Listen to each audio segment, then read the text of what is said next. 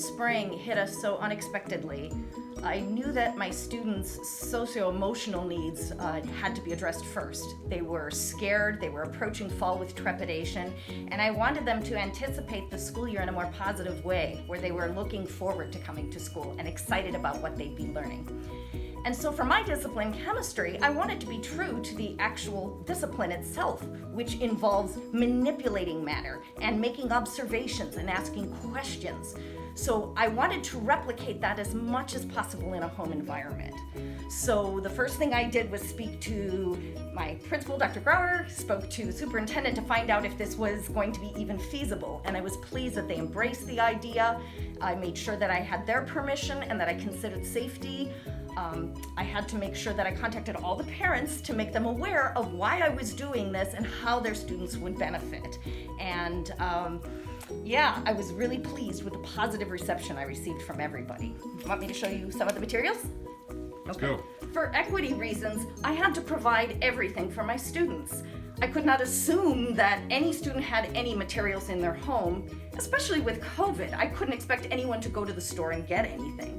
So I prepared packages, Ziploc bags with labeled experiments for everything we were going to do in the first quarter, and then prepared another one for the subsequent second quarter. All kinds of fun things that they could pull out for chemistry class and complete at home. One of the things I worried about initially was making measurements. How do they measure mass at home? So I had students create their own balance simply using a ruler, paper clips, hanging cups, and they could compare the mass of one thing to another thing to find out. We used as a standard beans and rice. And I sent students home with some labeled samples with numbers, and I had pre-measured the mass, and they had to figure it out on their balance, and they could come within 1/10 of a gram accuracy.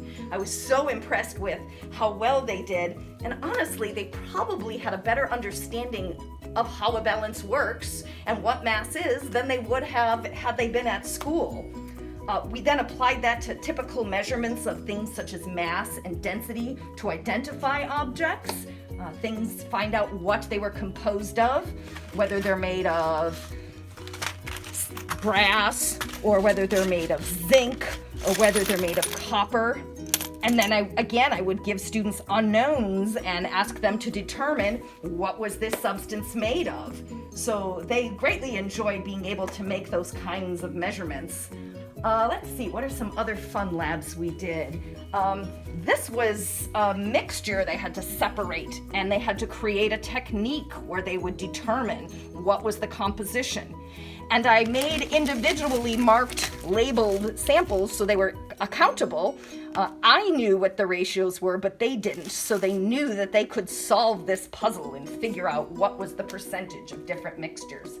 But of course, that meant making almost 100 little tiny bottles labeled and recording and adding. Many of these things I had to make. I made a lot of materials. It took a few weeks to put all this together, but the reward was that the students really enjoyed it, and so did their parents. I would get emails from parents who said, that was really interesting. I didn't know that could happen. So I really enjoyed that there was family communication, since they were all at home together trying these. At school, I would use this large apparatus to show how water can be split using electricity, but at home, I found that they could fill a cup with water and put a 9-volt battery underneath and observe that on a very small scale, which was really, they enjoyed this one greatly as well. I didn't send the students home with highly hazardous materials. Most of what I used were things that are available in the kitchen. For example, a chemical change is easily replicated by putting an egg into vinegar, and it dissolves the shell. And I was surprised many students hadn't done that before, but they did all kinds of variations too. Then could they make it larger or smaller if they added other substances? Metals I might have previously reacted with hydrochloric acid, I instead would react with vinegar so they could determine reactivity. But that meant filling bottles with vinegar, making tiny little containers for salt or baking soda. Some of the labs were more inquiry-based. They learned how concrete is made and added different substances to see what made the best rate, and they went outside and smashed them to see what was the most durable. So there were a variety of experiments, from things I usually do to brand new inquiry runs, making gloop or concrete. And again, families did these.